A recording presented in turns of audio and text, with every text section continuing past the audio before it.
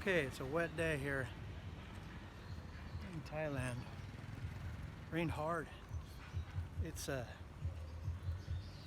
the wet season here. There's really only two seasons around here. There's the hot and wet season and the hot and dry season. No matter what, it's always really humid, because it's a tropical country. During the wet season I guess would run from, I'm just trying to calculate here, about April, no, it would be August, September, October, November, and then, what do you call it?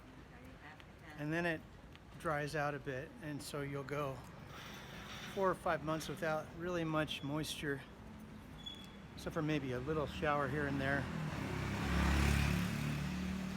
But yeah, this time of year, man, it rains buckets. I usually like to go out on my bicycle in the morning, but these roads, they're concrete slab. They're concrete slab, and if you try to ride them on a bike, they just get like ice. It's really easy to slip. I've had 2 times that I've taken pretty decent crashes on my road bike here, and I was a semi-pro rider. I would say I'm an expert skill level, both mountain bike and road bike, and I crashed just because the roads are completely unpredictable and there's potholes all over. And you get this, let me see if I can show it to you. You see how there's so much oil on the concrete that it comes up when it rains and kind of floats on the water. So it's really, really slick. Got to watch your ass. Fortunately, the last crash I had, there's some kids up there playing, was I was out in the countryside and I was going around a right angle curve. There's a place I'd ridden a bunch of other times. I wasn't really thinking about it. It had rained the night before, but the road was pretty well dry, except for this one spot in the curve where there was some moisture. I was probably going 12 miles an hour, not super fast, but that front wheel bucked out from under me, and yeah, I hit the ground like a sack of bricks, and I hit my head. It's a legitimate concussion. I think if I hadn't been wearing my helmet, I really would have hurt myself bad, like hospital bad. Because I remember kind of coming to, I was sitting in the road and I thought I better get out of the road, and these kids circled back to check on me. They saw me go down and they were like, "Jesus, you okay?" And I said, "Yeah." I pointed to my head and I said, "D means good." Good. So, I don't know what these guys are working on.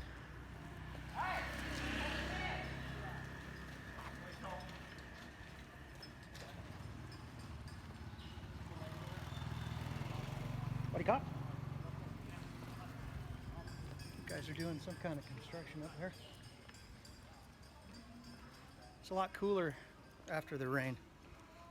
The cloud cover knocks the temperature down by a good 15 degrees, which makes it a lot better. During the day, if you're coming out here when the sun was out, it's just stifling. It's really cool. Most of these neighborhoods are really old. You'll see some of these houses are probably 100 years old. A lot of this was here really before the roads were. These were all areas that were serviced by the river. The river was their highway. It still is, but now there's a lot of wheeled traffic that is more popular, probably easier for people to run uptown on a moped than it is on a long-tailed boat. But you can do either way here. Buddy cop. Yeah, this place behind me here, over my shoulder, is, Anya said it was 100 years old.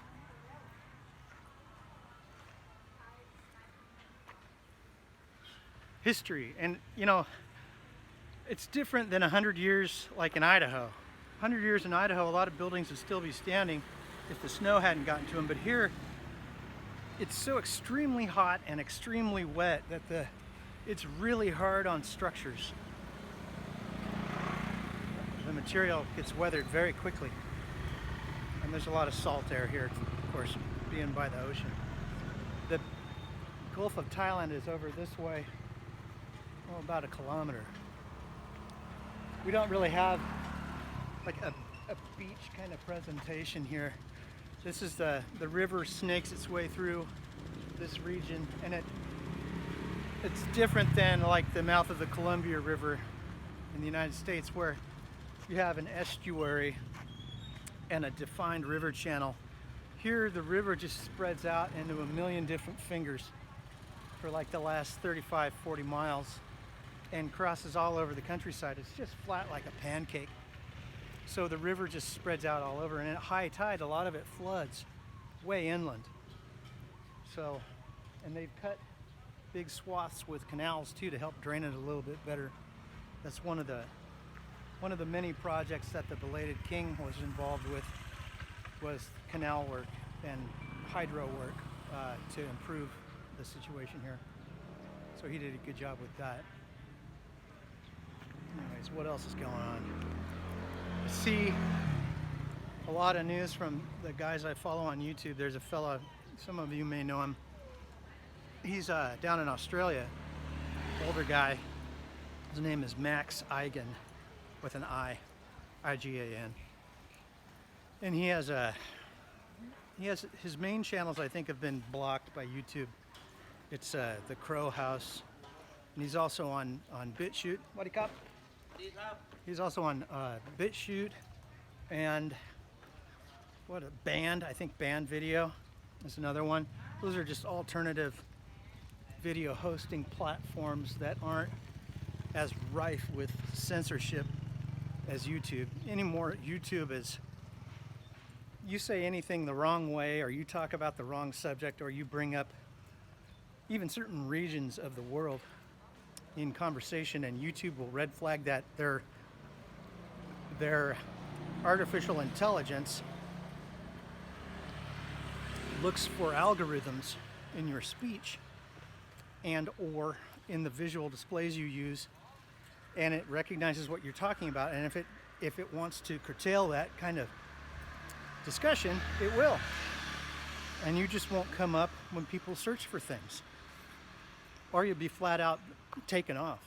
They'll just delete it.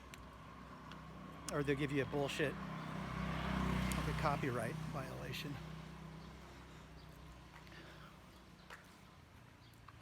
Kind of a quiet day down here.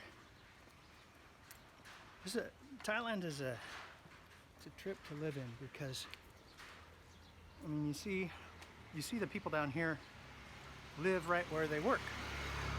I think it's kind of nice because you're really always working that way. You don't miss opportunities. You know, if you need something, you can bang on the side of their house, and if you need a car part or whatever they specialize in, if they're a tailor, if you want to drop something off, even if the business would be closed, you can still hand it off to them. They'll make an exception for you. That kind of thing. That's kind of cool. It's weird not knowing the language. I studied it, some online courses that I took. It's a difficult language because it's tonal. So it's kind of like singing a song. And if you don't sing it just right, it doesn't quite jive. It doesn't mean the same thing. So, and it's the written aspect of it is more difficult for me. It's not phonetic. So you can't, it's harder to sound stuff out. Yeah, it looks like down in Australia, where Max is at, it's a complete shit show. They're so over the top with their, in Victoria, Australia, their Prime Minister, Dan Andrews, is basically, it sounds like the guy basically let the Chinese in. He sold a bunch of interests in infrastructure and things down in Australia that weren't his to sell to the Chinese. The guy's lockstep with the CCP. And now he's got everybody locked down. That's just, they're militant about the face mask stuff and about the social distancing and all that crap. It's just, this whole pandemic is just,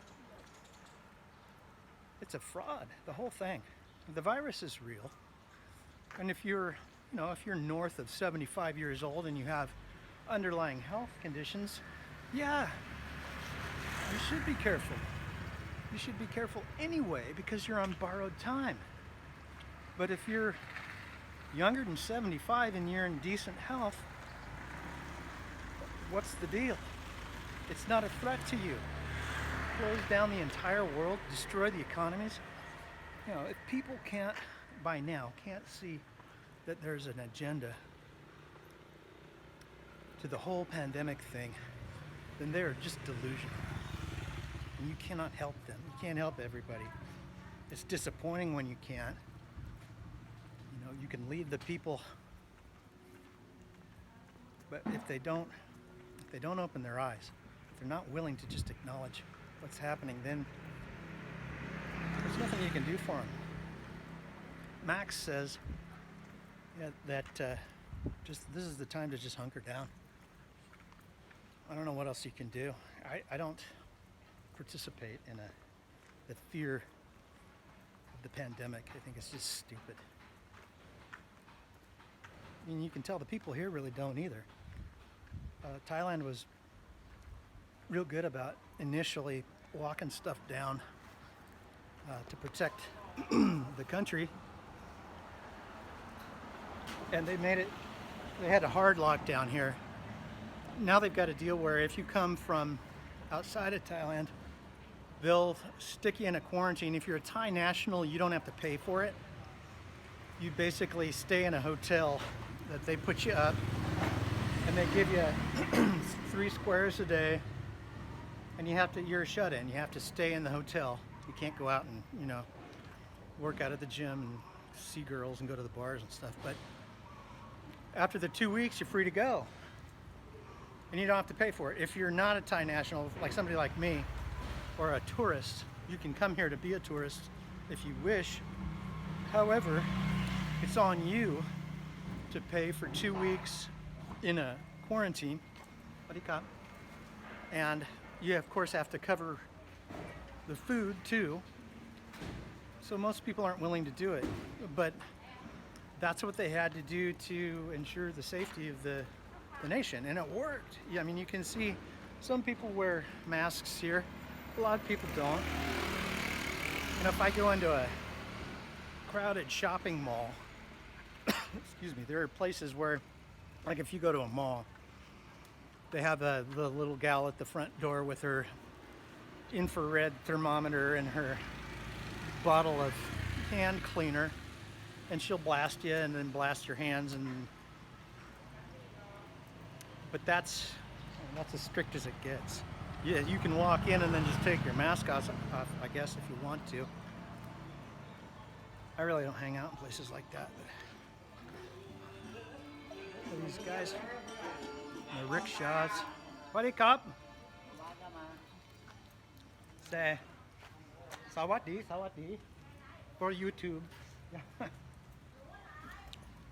Anyhow, I'm gonna take the ferry boat across the river. Maybe I'll show you guys some of the people on mopeds with families of 4, all on one little moped. It's stuff you don't see back home, but it's the name of the game here. They get around and somehow most of them survive. It's an amazing thing. But anyhow, I'll add to this with more later on. So we'll catch you later. Bye-bye.